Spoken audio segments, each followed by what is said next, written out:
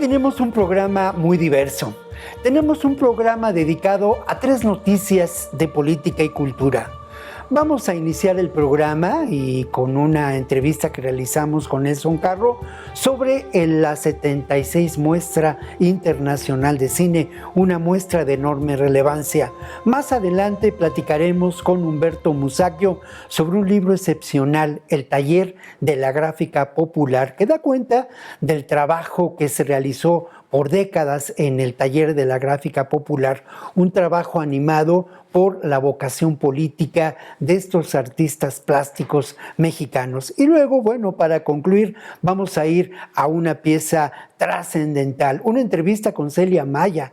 Celia es integrante del Consejo de la Judicatura y le tocó vivir muy de cerca este proceso histórico que lleva adelante la reforma judicial. Celia pues conversa con nosotros de una manera muy sencilla, muy sincera, y nos deja ver algunos de los elementos de lo que ocurrió ahí. Bueno, vamos ahora a la entrevista que realizamos hace unos días con Nelson Carro sobre esta muestra internacional del cine, que hay que decirlo, es una de las muestras más interesantes presentadas en los últimos años.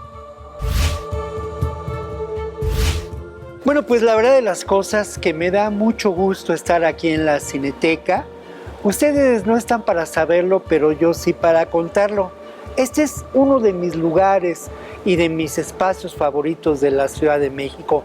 Y lo es porque aquí en la Cineteca se respira cultura, se respira sensibilidad y también un fenómeno muy interesante, de un centro cultural, quizá el más importante del país. Bueno, la mayor parte del público es un público joven.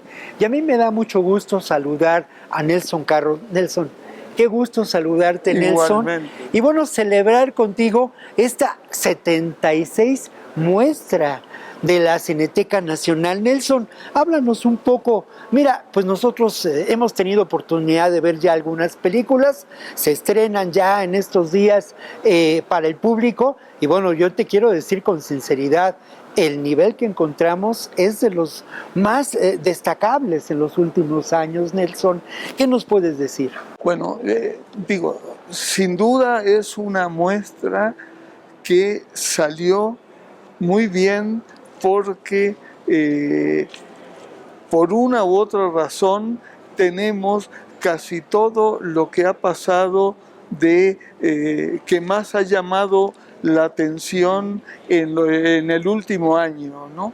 Las películas, la mayor parte de las triunfadoras de Cannes, películas que ganaron en Venecia, otras en San Sebastián, nombres importantes. Mira, son de esas cosas que a veces se da y a veces no se da, no depende ni de nuestra voluntad, sino más bien que se conjunten todos los factores que hacen posible que las películas estén acá en el momento preciso.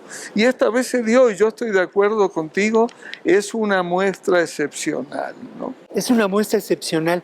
Nelson, vamos ahora a ampliar el espectro de las preguntas y hablemos de lo que ha significado la Cineteca en estos últimos años. Yo te soy sincero, como alguien que ama el cine, pues ha significado un obligado referente. Ha significado también un espacio que a mí me ha sensibilizado, que ha mantenido un carácter, sí, de audacia en su programación, pero también un carácter pedagógico. Hoy en día, por ejemplo, celebramos, además de la investigación de los cursos, el Cineclub de la Cineteca.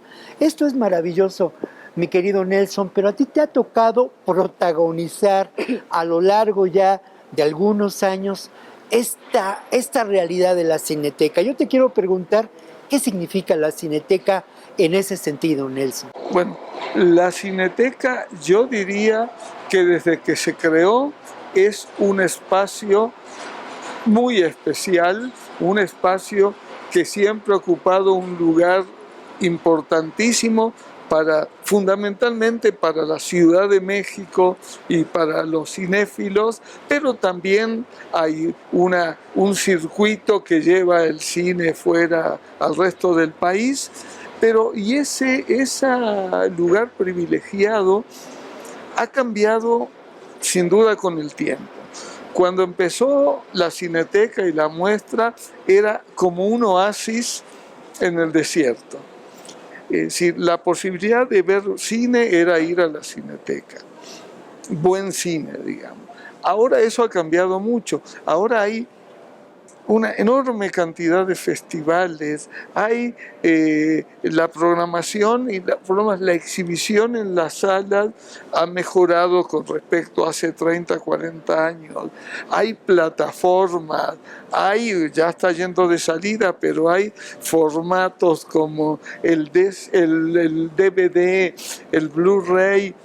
Entonces, el panorama ha cambiado mucho, pero la Cineteca sigue siendo ese lugar especial.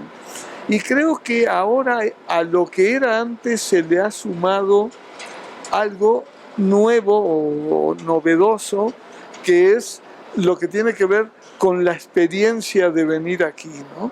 Ya no es solo la experiencia de ver una película, es la experiencia de estar en un lugar acogedor, amable, con jardines, restaurantes, cafeterías, bar con música, librería. Digo, es realmente un centro cultural en el que el cine es uno más de las muchas cosas que se pueden hacer, ¿no? Es cierto, Nelson. Hay dos fenómenos de los que yo quiero hablar. Uno de ellos es pues esa realidad de que la mayor parte del público son jóvenes. Eso es entrañable. Y luego, por otro lado, y ya me dirás tú si vamos en lo correcto, bueno, al final de cuentas, hasta donde yo sé, las finanzas de la Cineteca se encuentran en un muy buen momento. La utilización de recursos federales es menor a lo que se mantuvo por muchos años. Son dos fenómenos que nos hablan mucho de cómo un centro cultural de esta magnitud, con estos objetivos, con esta calidad, resulta por un lado pues ejemplar en términos económicos y por otro lado nos muestra quizá un camino a seguir para promover la cultura, sus expresiones entre ese público que incluso por razones biológicas es ávido de lo nuevo. Bueno, que el público es muy joven es clarísimo. En encuestas que se hicieron hace algún tiempo ya, pero más, creo como alrededor del 50% era menor de 25 años, es un público muy, muy joven, y eso es muy sorprendente, porque para México no tanto, pero cada vez que viene algún extranjero, europeo, y entra a la Cineteca y ve y dice, son todos muy jóvenes. Y yo a veces miro y digo, bueno, no, pero hay muchos de 40 para arriba. Pero claro, en Europa este tipo de cine lo consume solo los adultos mayores, ¿no? Casi de 60 para arriba. Entonces, claro, ver salas con un público, eso sorprende mucho. Y sin duda tenemos un público joven, por eso es importante también la formación, porque muchas veces ese público joven todavía no está lo suficientemente formado, ¿no? Y por el otro lado, lo que decías es muy cierto.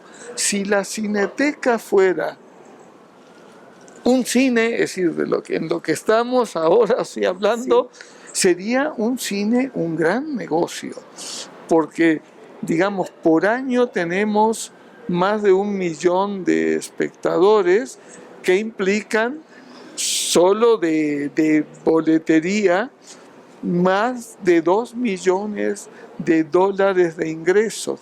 Ahora, ¿qué pasa? Que la Cineteca tiene también toda una parte importantísima que fundamentalmente consume dinero, que es todo el acervo, las bóvedas, el mantenimiento de las películas y fotomontajes y stills, carteles, la digitalización de los materiales, el centro de documentación, es decir, todo ese lado, que es el lado, digamos, fundamental, pero que está más oculto, que es toda la conservación del patrimonio, es algo que difícilmente deja ganancias. Pasa lo mismo en los museos, en todos lados, ¿no? Pero es algo que es muy importante. Entonces, en ese sentido, sí, la Cineteca ha podido hacer mucho, sobre todo a partir del laboratorio de restauración, a partir de las nuevas bóvedas, todo eso, para conservar el material fundamentalmente mexicano, no solo, pero fundamentalmente el patrimonio audiovisual mexicano, ¿no?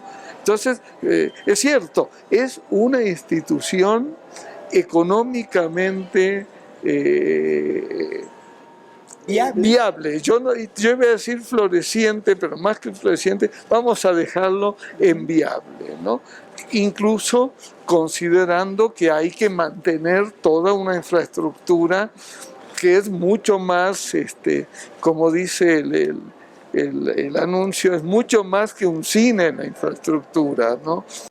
Claro, Nelson, ¿a ti te ha tocado protagonizar de alguna manera lo que ha ocurrido en la Cineteca en los últimos años? Y eso que ha ocurrido tiene que ver mucho con la continuidad. Platicábamos alguna vez de que tampoco hay que inventar demasiado, pero sí hay 2 o 3 elementos centrales que han hecho que la Cineteca, a partir de la exhibición cinematográfica, cobre un carácter, desde mi punto de vista, de un relevante centro cultural. ¿Cuáles son esos elementos de continuidad? Mira, bueno, obviamente, por un lado, la programación, ¿no? La programación de Cineteca es una especie de mezcla entre lo que es una cineteca en sentido tradicional, la Cinemateca francesa, la Cinemateca española, que sobre todo se dedican a pasar ciclos, retrospectivas y ese tipo de cosas, con lo que son las salas de arte, es decir, estrenos de películas de calidad. Ese, desde el inicio de la Cineteca, allá en la vieja Cineteca junto a los estudios Churubusco, esas dos líneas siempre se han manejado hasta hoy. Cuando se inauguró había varias retrospectivas y al mismo tiempo el estreno de Naranja Mecánica. Eso se ha mantenido hasta hoy.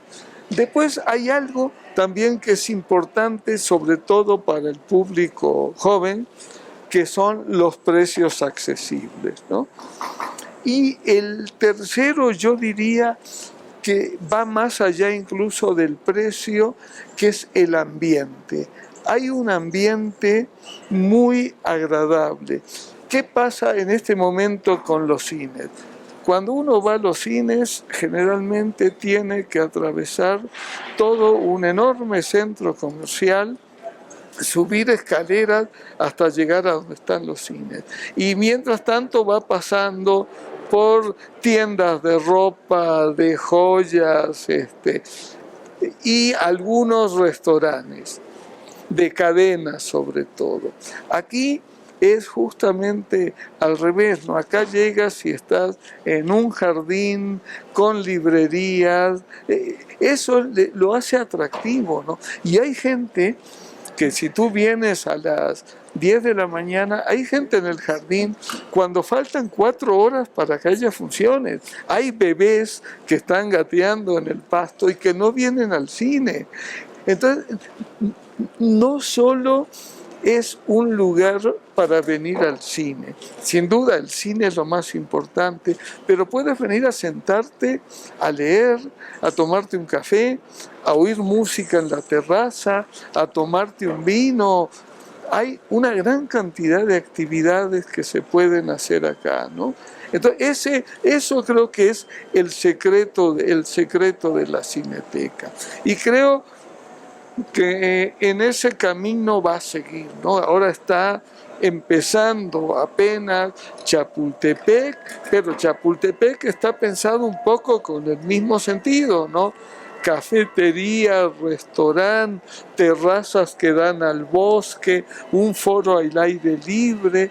Entonces es un lugar realmente como para ir, yo te diría, fundamentalmente porque hay una experiencia agradable, ¿no? Es un lugar de encuentro, un lugar de convivencia, un lugar además seguro. Entonces todo eso lo hace especial. Sí, muy especial. Nelson, nos queda poco tiempo, pero volvamos a la muestra. 3, 4 películas que tú recomendarías de manera importante para el público que nos mira. Bueno, yo empezaría, recomendar siempre es difícil, pero yo empezaría al revés recomendando la que tú me decías, la película francesa It's Not Me, de Léon Carax, que es una película, digamos, yo te decía, bastante experimental, pero de un director con una larga trayectoria y que hace una película verdaderamente excepcional. Yo citaría La habitación de al lado, de Pedro Almodóvar, sobre todo por de quién se trata, ¿no? Uno de los grandes cineastas de la actualidad y de hace una buena cantidad de años. Pondría las dos películas mexicanas, por un lado Memory, la película de Michel Franco, con un reparto extraordinario, una pareja, Jessica Chastain y Peter Sarsgaard, que él ganó el premio al mejor actor en Venecia. Después la versión restaurada de Profundo Carmesí de Ripstein, y para citar una o dos más pondría la película Anora, la del neoyorquino John Baker, que fue Palma de Oro en el Festival de Cannes, y una película australiana de animación tristísima pero muy bonita, que es Memorias de un caracol. Y después las otras 8, pero no podemos citarlas todas, ¿no? No, una maravilla, y yo insisto mucho, yo disfruto mucho las muestras, los foros, pero esta muestra tiene un carácter muy especial por lo que has mencionado, Nelson. Pues mi agradecimiento y el de muchos cinéfilos que se dan cita aquí en la Cineteca 2 o 3 días a la semana por lo menos. Muchas gracias por este trabajo realizado a lo largo de los años y por esta espectacular muestra 76 de cine, Nelson. Muchas gracias. Como siempre, eres bienvenido todas las veces que quieras venir, y bienvenidos todos a la Cineteca, ¿no? Es un lugar efectivamente abierto para la mayor cantidad de gente posible, ¿no? Eso es bueno, pues no se pierdan, perdonen ustedes, la muestra internacional de cine. Por estos días está ya en la Cineteca y tiene un circuito que no solamente se da en la Ciudad de México, sino también abarca diferentes lugares del país. Seguimos adelante aquí en A Fondo.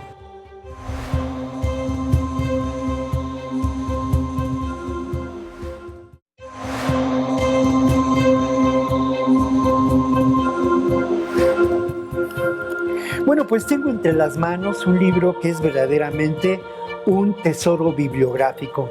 Y me quedo, de veras, yo sé que parecería que le echo demasiadas porras a este libro, pero es una maravilla porque incluye un texto donde conocemos esta historia, ¿no? Estos avatares del taller de la gráfica popular, resultado de una inteligente, maravillosa investigación, un ejercicio pues escritural, que es el ensayo, que es la crónica, que es el reportaje, todo ello junto, obra de Humberto Musacchio. Yo quiero agradecer a Humberto Musacchio la publicación de este libro, mi querido Humberto, ¿no? Es de verdad un material impresionante, un libro de colección que además incluye un catálogo de la obra del taller de la gráfica popular, donde uno puede contemplar su belleza. Humberto, bienvenido a este programa. Gracias por invitarme. No. Y bueno, hay otra cosa que yo quiero reconocer en público, como muchos que nos hemos dedicado al periodismo cultural toda la vida. Humberto es uno de nuestros principales maestros, culpable también de muchas cosas que cometemos. Humberto, como coordinador de la sección cultural del 1+1, y yo lo confieso, Humberto, me formó con la lectura de esos trabajos tan excelentes de reporteros, muchos reporteros, críticos, en fin. Humberto, gracias por todo ello también, y yo te lo agradezco públicamente, de verdad. Quizá no tenga mucho sentido para el público, pero es muy importante porque el ejercicio del periodismo desde la perspectiva nuestra, Humberto, tiene un carácter particular del cual ya platicaremos, pero entremos en materia, mi querido Humberto, ¿no? Humberto, se dice mucho del arte por el arte. En ocasiones hemos escuchado muchas veces que el arte no tiene que mancharse de convicciones políticas, que tiene que ser puro. Tomando como ejemplo lo que ocurre con el taller de la gráfica popular y todos los artistas plásticos que logró congregar, ¿qué podemos decir al respecto? Bueno, los que digan eso, que se remonten a los inicios del arte, a la Grecia clásica, a Roma, y van a ver que el gran arte de esas culturas estuvo siempre al servicio de la política. Entonces creo que habría que revisar ese concepto del arte por el arte. Y dentro del taller de gráfica había grandísimos creadores, bueno, empezando por Leopoldo Méndez, pero estaba Higgins, estaba medio mundo. Siqueiros llegó a ser grabados ahí, lo que pasa es que no conservaba las placas del taller. Diego Rivera llegaba con dibujos que le pasaban a la piedra litográfica. Entonces, por favor, que no me cuenten.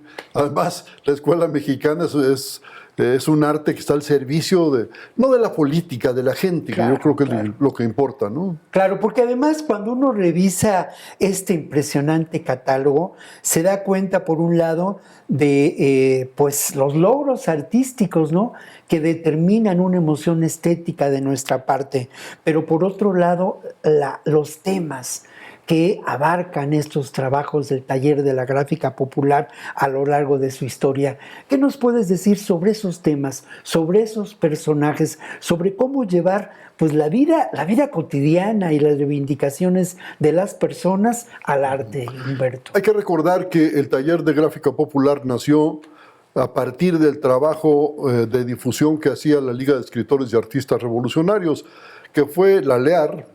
Fue una organización creada por los comunistas ligados a la cultura en aquellos años, en 1933.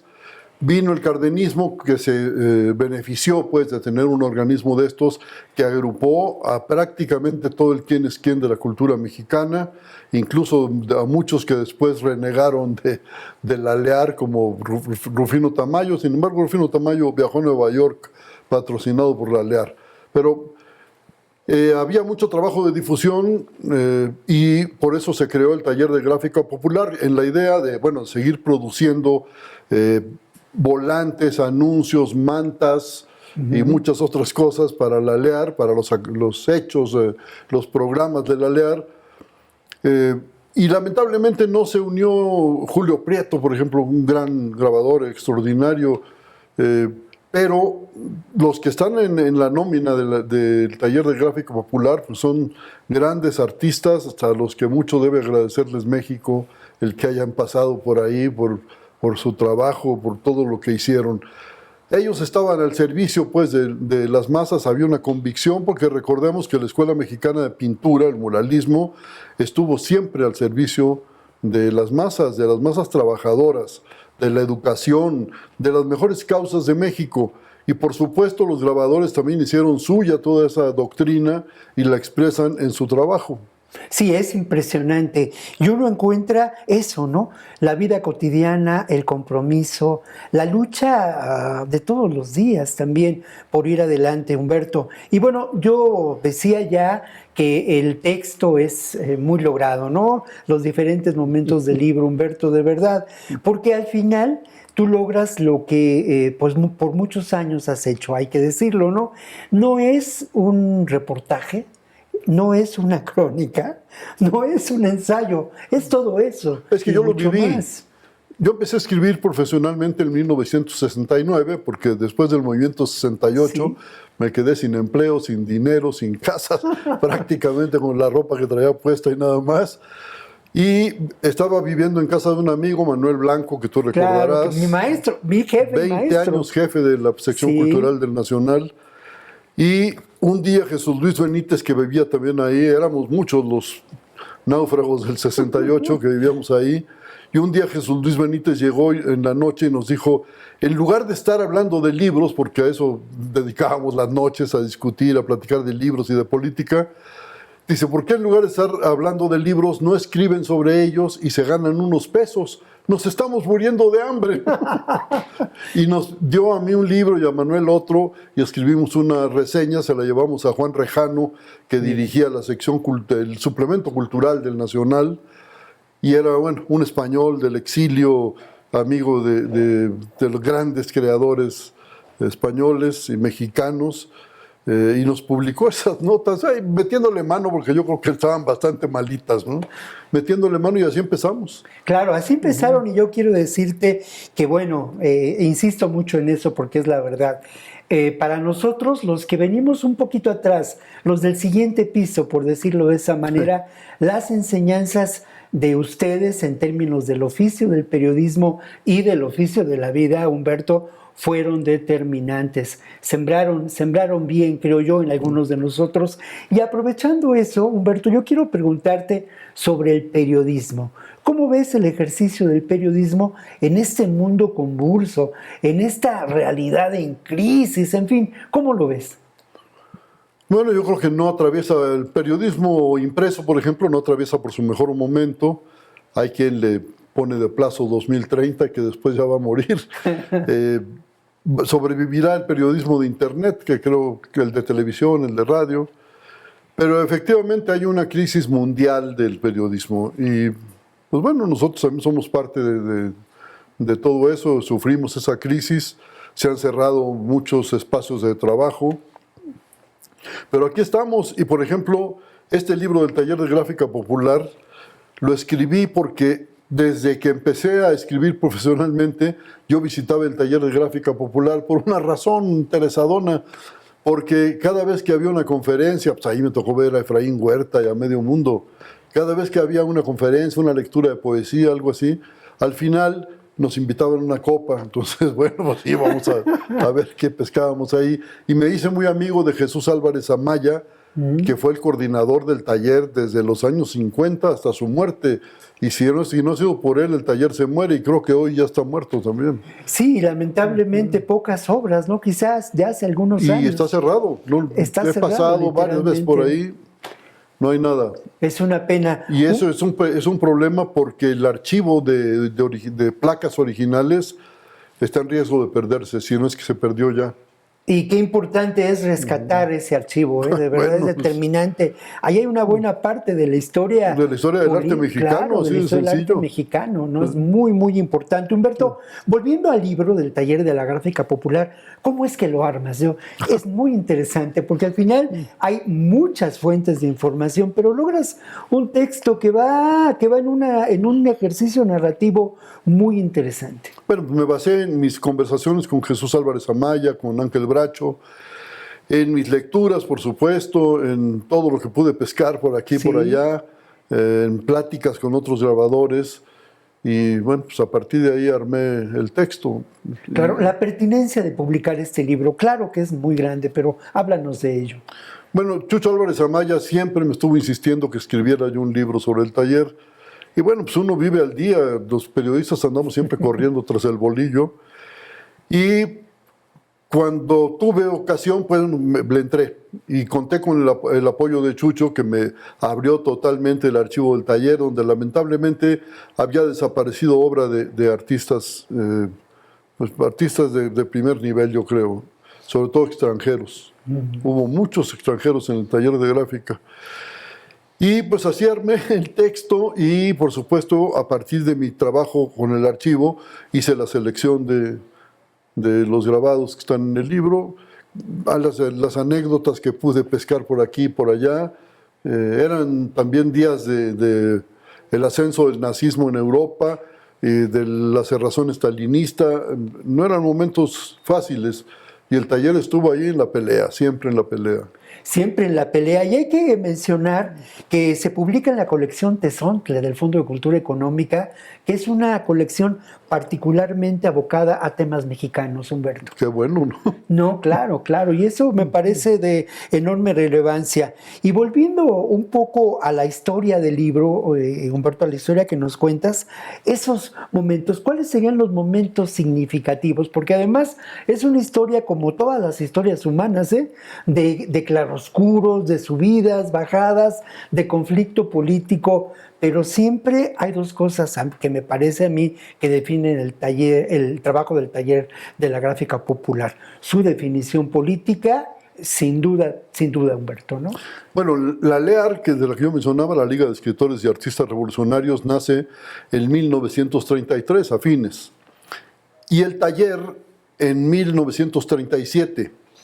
Pero en 1938, el Partido Nacional Revolucionario, que así se llamó originalmente el PRI, se convirtió en Partido de la Revolución Mexicana y Lázaro Cárdenas convocó a todas las fuerzas antifascistas a integrarse en ese partido y el Partido Comunista le entró ahí.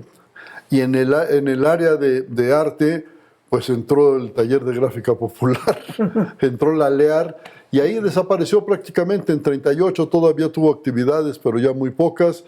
Y el taller de gráfica sobrevivió en condiciones muy difíciles. Primero, siguió trabajando, pero poco después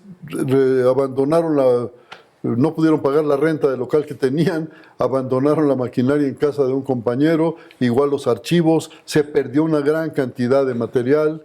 Luego llegaron otros y lo revivieron, algunos de los que ya se habían ido. En los años 40 funcionó bien, hubo grandes cosas, estuvo Hannes Meyer, el segundo director de la Bauhaus. La Bauhaus, la principal escuela de arte, arquitectura y diseño que ha habido en el mundo. Bueno, el segundo director de los tres que tuvo vivió en México 11 años. Eso se recuerda poco. Hannes Meyer vivió con su esposa aquí. Y le propuso al taller, porque era comunista, entonces la célula que manejaba el taller era de comunistas.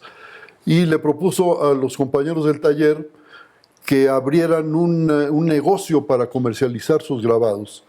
Y les recomendó a otro alemán exiliado también, antifascista, y lo manejó bastante bien. Y cuando se fue el alemán en 46 a Alemania, a su país, Hannes Meyer personalmente asumió la dirección de la Estampa Mexicana, que así se llamó aquel negocio, y nunca los grabadores ganaron tanto dinero como entonces, así de sencillo. Claro, y una presencia mundial del taller de la gráfica popular. Sin embargo, se fue Hannes Meyer y otra época negra del taller, pleitos, muchos se fueron, otros regresaron. A principios, en la primera mitad de los 50, no recuerdo ahorita exactamente los años, la mesa directiva se integró solo con mujeres grabadoras, lo cual es un hecho interesante. Fracasaron en la dirección del taller.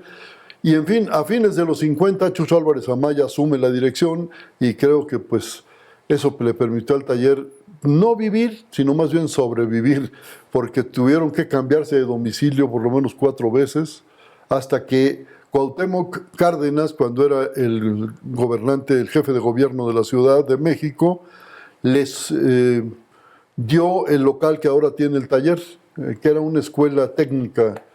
Y todavía está ahí del taller, pero yo creo que ya el taller no existe, porque hablo por teléfono, voy a buscarlos y no hay nadie. Qué triste, qué triste. Eran 11, creo, los sobrevivientes. Los sobrevivientes del ya todos taller. jóvenes, eran de otra generación, y al frente de ellos estaba el compañero que maneja las máquinas de impresión, pero pues no era propiamente un grabador.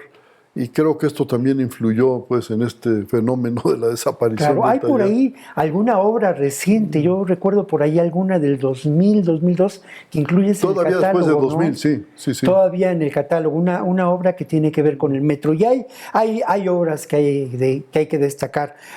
Yo recuerdo el Zapata, maravilloso, de Leopoldo, ¿no? Bueno, Es una Zapata fue un personaje del que todos hicieron retratos, creo, Sí. ahí en el taller de gráfica.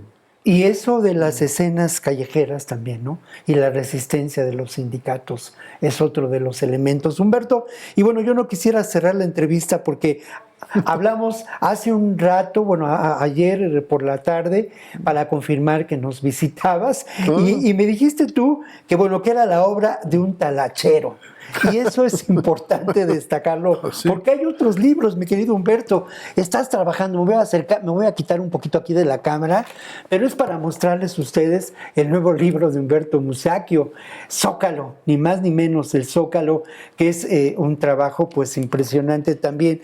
Háblanos de esos proyectos, Humberto, y de cómo un periodista como tú, alguien del oficio de escribir, pues eso, se pasa la vida generando ideas y generando proyectos. Pues sí, leemos de todo, entonces lógicamente de repente nos interesa un tema y pues hay que entrarle a desarrollarlo, ¿no? Y a lo mejor hasta nos deja algunos pesos, porque también hay que comer, aunque sea de vez en cuando, ¿no? Humberto, siempre has vivido del oficio. Sí, lamentablemente yo soy huérfano, mi padre murió a los 3 años, cuando yo tenía 3 años, mi madre quedó muy enferma, en fin, fue una vida complicada, sobre todo para la hermana mayor que se hizo cargo de nosotros, ¿no? Claro. Y afortunadamente pues me he encontrado en el camino con gente extraordinaria que me ha orientado, me ha llevado por la buena senda. No, por la buena senda, mucho trabajo, mucho oficio, una enorme sensibilidad y una inteligencia en cuanto al oficio del periodismo. Humberto, quiero agradecerte mucho y hay otra obra que reservé para comentar al final y bueno, solamente hacer referencia a ello, el Diccionario Enciclopédico Mexicano, que por muchos años fue y sigue siendo una referencia para todos los que hacemos un trabajo de comunicación, un trabajo de información, un trabajo también de pedagogía, de profesores. Entonces te agradecemos mucho también ese diccionario enciclopédico. Oye, pero ya has pasado, ¿eh? Porque nació la Wikipedia y mató a todas las enciclopedias del mundo. Del mundo, es cierto. Sí. Humberto, muchas gracias por estar con nosotros. Hombre, gracias por invitarme. Muchas gracias. Feliz de la vida. Muchas gracias. Y bueno, continuamos ahora. Vamos a una pausa y volvemos en este programa que hemos dedicado a 3 historias de política y cultura.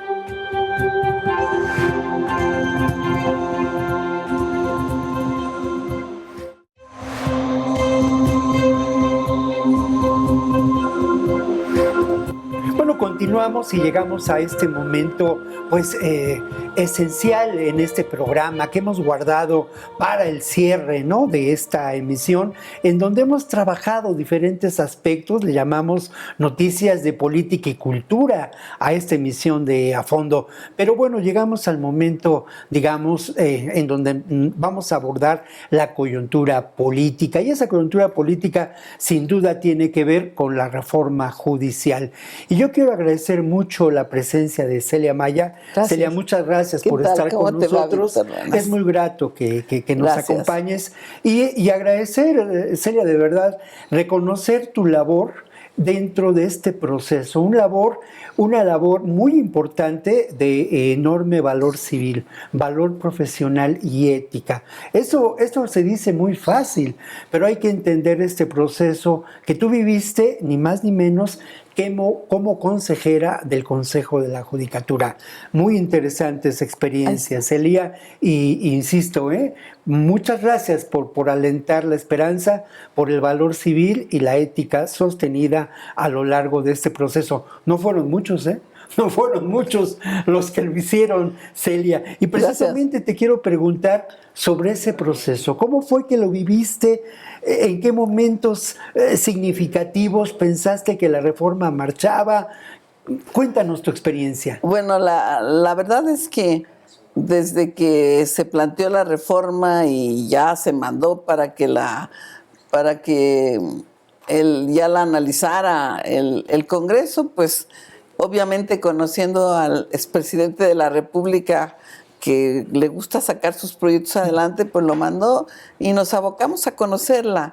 Y la verdad que si bien siempre uno como abogado tiene sus resistencias al cambio, sobre todo que ya tienes lo conocido, pero el propósito de la reforma, que siempre era claro, pues intentar a ver si esta vez sí logramos que el pueblo tenga la justicia que requiere.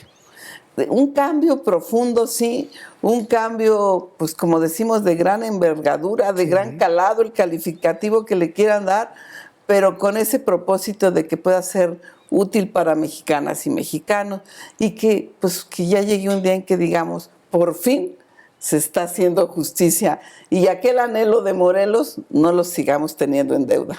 Claro. Celia, hay espacios que podemos considerar verdaderos cotos de poder en el Poder Judicial, es innegable, ¿no? Espacios donde existen incluso, hay que decirlo con todas las palabras, relaciones mafiosas. ¿Cómo abatir esos espacios de poder? ¿Es posible que esto llegue a buen puerto? ¿Qué hay que vencer? Yo creo que sí se puede llegar a buen puerto. Mira, la cuestión es que ahorita la reforma va primero por la mitad. La mitad de todos los miembros del Poder Judicial, bueno, los dos órganos, las cabezas que son el órgano que es la Suprema Corte de Justicia de la Nación, cambia totalmente. El Consejo de la Judicatura al que yo pertenezco, pues ya desaparece de esa manera y ahora la forman dos órganos, uno el administrativo y el Tribunal de Disciplina. El Tribunal de Disciplina que también va a ser electo por el pueblo. El de administración será nombrado por los tres poderes, 5 personas, pero los otros 5 del de disciplina, que es no para que sea esa guillotina que nos quieren decir los demás. ¿Cómo no? Si es una guillotina, que es la Inquisición. ¿Cuál? Lo único que se está buscando con este tribunal es que realmente se cumpla ese anhelo de justicia. Claro. Es decir, que la justicia, que la gente que llega sirva a México en los términos que marca la misma Constitución. Y hay un cambio radical. Al final de cuentas, el Consejo de la Judicatura pues operaba bajo la férula de la presidenta de la Suprema Corte. De la Suprema Corte. Como era la presidenta de los dos, pues propiamente mandaba la Suprema Corte, tanto en la Corte como en el Consejo. Además, pues la Suprema Corte nombraba 3 de los integrantes del Consejo, más la presidenta, pues 4 tenía mayoría. Bueno, es obvio la pregunta, pero sí te la hago claramente. ¿Por qué las resistencias? Es muy obvia la respuesta, ¿verdad? Pero quiero conocer tu punto de vista. Pues mira, ¿por qué esas resistencias? Yo creo que la resistencia fue porque todas las que están trabajando ahí se involucraron en un sistema que fue la carrera judicial. Y todos se dedicaron a formarse, a tener muchos estudios, a cada vez tomar más cursos, ir tomando todo lo que les sirviera como méritos para poder mantenerse en el cargo. Entonces podían estar ahí hasta los 75 años. Todo un proyecto de vida que de repente se les vio interrumpido porque le dijeron, oye, espérense, porque no está dando este poder que desde el 94 este sistema se inicia, pero no está dando los resultados esperados. Y en lugar desde aquel momento que se planteó que no daba los resultados, en lugar de proponer algo, pues lo dejaron correr, llegó la reforma que fue aprobada y vieron que ya era la realidad y vino la resistencia de decir, no queremos, y empezaron a otorgar todos estos amparos de los que hemos tenido conocimiento. Esos amparos que fue parte de una estrategia, pues a mí me parece lamentable, ¿no? Una estrategia que por un lado corrió por el terreno jurídico. Quisiera que habláramos de esa estrategia corriendo por el terreno jurídico, por esos amparos. Celia, ¿qué pasó? Pues mira, todos estaban señalando, siempre que hay una reforma, las reformas generalmente, pues si las aplicas a todos los que están, pues tiene efectos retroactivos y la gente dice, oye, pues me estás perjudicando. Aquí fue una reforma constitucional, entonces la Constitución es la norma máxima y tenemos que acatarla. Pero pues las resistencias, aquí todo se prestaba a malos entendidos, porque tú, juez de Veracruz, ibas con el de Michoacán para que te amparara. Y el de Michoacán iba con el de Chihuahua para que lo amparara. Entonces todos se cruzaron amparos, todos hubo amparos a tal grado que el día que se aprobó el presupuesto para el Consejo de la Judicatura y el próximo órgano, pues ¿qué pasó? Pues que nos certifican que teníamos 96 suspensiones en juicios de amparo. Entonces, pues, por qué se votó. Se nos presentaron escenarios, todos estamos conscientes que hoy la disposición es que nadie gane más que el presidente, pero estaban los amparos. Nosotros sabemos las consecuencias de un juicio de amparo. Si tú no obedeces, una suspensión, lo cual es muy explicable, porque si no, ¿para qué queremos una institución tan valiosa si no se va a obedecer? Entonces, si no lo obedeces, el juez te destituye y aparte le da vista al Ministerio Público para que te procese. Entonces, pues nos se mandó un presupuesto basado con el anterior, porque la orden era no modificar los sueldos. Entonces, el presupuesto se elaboró con todas las necesidades que tiene el órgano y los sueldos se mantuvo el mismo renglón que había con el incremento de la inflación, y ya lo revisará el legislativo, la Cámara de Diputados, y determinará si se quedan esos sueldos o los modula. Claro, pero una tergiversación total de la ley, un manejo faccioso de estos elementos jurídicos. Al final de cuentas, lamentablemente, y si uno lo ve en la distancia, fue una comedia bufa, una ópera bufa terrible con la participación de jueces. Fíjate que si la gente común me decían, ¿pero por qué? ¿Por qué los tienen que proteger tanto? ¿Por qué se pueden ir a estar en un paro que ni derecho tienen a estar en paro y les están pagando? Si yo falto a mi trabajo porque tengo un enfermo, porque no pude llegar, mis 3 días me dan de baja y nadie me protege. La gente no lo veía justo. Entonces, bueno, pues ahora ya se definió. Yo ya espero que en la próxima semana, ahora sí ya todos se reintegren a trabajar, porque aunque hay una orden de que ya tenían que estar desde el día 24 de octubre, pues todavía nos enteramos que hay algunos órganos cerrados. Pero tengo entendido que ya están teniendo sus reuniones y que ya acordaron que el próximo lunes abren todo. Claro, Esperemos que así sea. Y hay que mencionar también esto, y también te quiero pedir tu opinión, porque lo viviste de cerca. Esta utilización de los trabajadores con un ejercicio de presión política dejó mucho que desear. Hubo momentos en que incluso se tomó al Consejo de la Judicatura, un día se les secuestró, entre comillas, ¿verdad? A ustedes. Así estábamos ahí. Pero es que lo que pasa es lo siguiente, también creo que es importante que se aclare. Lo que pasa es que la carrera judicial venía desde secretarios, todos iban ascendiendo. Si bien eran oficiales, pero podían pasar a actuarios y a secretarios bajo el mismo esquema de escuela judicial, de prepararse. Entonces ellos decían, bueno, pues es cierto, ahorita no me van a quitar y dicen que yo aquí me voy a quedar, pero se me acabó mi otra aspiración, que era brincar a ser juez. Y bueno, pues antes conocían el sistema, voy a la escuela, me preparo, presento un examen, y ahora le dicen, es que ahora vas a la elección, el pueblo va a decidir si vota o no vota por ti. Es algo desconocido, y por eso es que también los trabajadores entraron al asunto, porque la mayoría de los trabajadores también tienen la preparación de abogados. Está muy profesionalizado el Poder Judicial, actuarios, oficiales y secretarios, pues todos son abogados, todos en un sistema de carrera judicial. Claro. Hay una pregunta que, si me la permites hacer, lo hago desde la posición de abogado del diablo. ¿El pueblo tiene la capacidad para elegir a los juzgadores? Este fue un elemento central que se argumentó en muchas ocasiones. Mira, yo creo que el pueblo tiene todas las capacidades que quiera y siempre ha dado muestras de que si se requiere que auxilie en algo, auxilia. Si se requiere que apoye algo, apoyó. Y esta reforma la apoyó de alguna manera indirecta. Es cierto que no vinieron las multitudes a decir sí, queremos la reforma. Pero con su voto avaló lo que estaba ocurriendo. Pero aparte no tenemos por qué dudar, porque al pueblo se le va a decir, estos son tus candidatos. Si se equivoca, pues el pueblo tendrá que fijarse en adelante mejor lo que hace. Ya no tendrá no deberá volver a votar, porque va a haber una reelección. Y luego yo creo que hay otro factor muy importante. El que no te va a elegir a ti, pues que pasé mi examen y yo logré pasar, pues yo son mis méritos, ¿sí? Y entré con este jurado, que fueron estos 3, y pues me pasaron. Si yo le debo a alguien, pues eran estos 3 que no me reprobaron, ¿verdad? No, pero ahora tu compromiso es con el pueblo, Claro. no con esos tres, ni nada más con el órgano que te va a estar vigilando, no.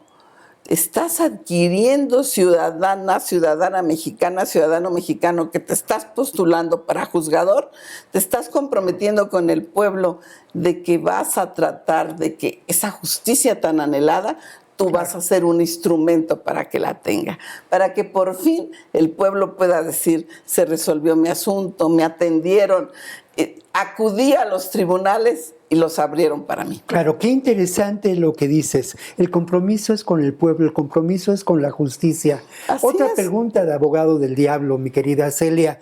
¿Hay la formación suficiente? ¿Hay los candidatos suficientes para ocupar esos espacios en el ámbito de los profesionales del derecho en México? Sí, mira, la carrera de abogado es una carrera muy bonita y yo a todo el mundo le digo que la estudie. Y conozco ingenieros que han estudiado para abogados, contadores, que también, porque todos necesitamos el derecho. Vivimos imbuidos en un mundo de normas jurídicas. Entonces, yo creo que sí, porque además yo veo inquietud. Yo veo Claro. en mi pueblo, allá en Querétaro, allá todos me preguntan, me dicen, ¿me voy a inscribir? Claro. Jueces locales se van a inscribir ahora para los juzgados federales, abogados que ya tienen unos años de experiencia y a lo mejor antes no habían pensado, veían algo lejano el poder acudir a la escuela judicial, pues ahora piensan, bueno, lleno los requisitos, también me he preparado, pues puedo ir a servir. Entonces yo creo que tenemos que vivir esta experiencia,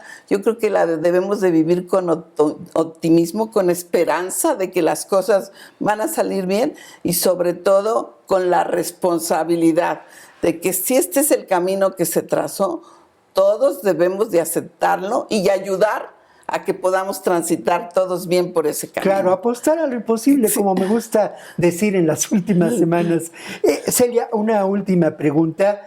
¿Qué sigue, Celia? Y por otro lado, ¿qué sigue y qué tan difícil puede ser el camino que pronto se planteará de cómo se recurrirá a espacios del extranjero, a la Comisión Interamericana de Derechos Humanos, para denunciar lo que se considera una intención dictatorial por parte del actual gobierno y no sé qué enjuagues más? Todo lo que se señala por ahí. Sí. Bueno, quiero señalarle y también a la audiencia decirle que desde el inicio acudieron a la Comisión Interamericana por medidas cautelares, es decir, para que suspendieran el proceso de la Constitución o su entrada en vigor, y no se las concedieron. Entonces, ahora pues tendrán que ver no sé qué aspectos, porque ya la Constitución ya está, Claro. ya se hizo con los requisitos, se llenaron todas las formas que la propia Constitución establece para que hubiera una nueva Constitución. Entonces, pues sí hay que estar a la expectativa, porque efectivamente hay disgusto, hay un resentimiento porque se rompieron para algunos se les rompió su proyecto de vida y no quieren aceptar que a lo mejor su proyecto de vida es continuar aquí mismo, haciendo que esta nueva forma funcione, porque al final solo es una nueva forma de elección. Claro, ¿Sí? claro. No, sí, es otro examen, debe examinar el pueblo. Pero si el pueblo sabe que conoces, si el pueblo sabe que aprendiste, si el pueblo sabe que te preparaste, ni modo que diga, no, yo no quiero jueces preparados, quiero los que no sepan, pues eso no va a ser. Entonces, yo creo que es una negativa. Y yo no creo que muy pronto puedan tener una respuesta de los tribunales de la Corte Interamericana, pues le irán buscando y veremos. Claro. Pero pues ya en otros asuntos que ya hemos vivido con la Corte Interamericana se tardan mucho en resolver. Claro. Entonces, esto ya va a ir caminando. Yo les digo que seguramente ya hasta se habrán observado algunas cosas a corregir y ya se habrán corregido cuando pudiera llegar algo. Que además, honestamente, yo creo que es muy difícil. Claro. Celia, yo quiero agradecerte mucho tu posición de izquierda. Quiero agradecerte mucho tu honestidad como abogado y obviamente, Celia, pues también también agradecerte mucho que nos hayas acompañado en esta ocasión y en otras ocasiones. Mi querida Celia, muchas gracias. No. Y bueno, cerramos el programa y la verdad de las cosas que ya lo dijimos al inicio del programa, pero no hay duda que asistimos a un momento histórico, y es un momento histórico donde se transforma y se empieza a transformar de fondo la realidad del sistema político mexicano. Esto parece cosa fácil, pero vean ustedes lo que ha ocurrido con el llamado presidencialismo. Vean lo que ocurre en las cámaras de diputados y senadores y vean lo que ocurre con el Poder Judicial. Celebremos esto que sin duda es una revolución pacífica. Nos encontramos la próxima ocasión aquí en A Fondo.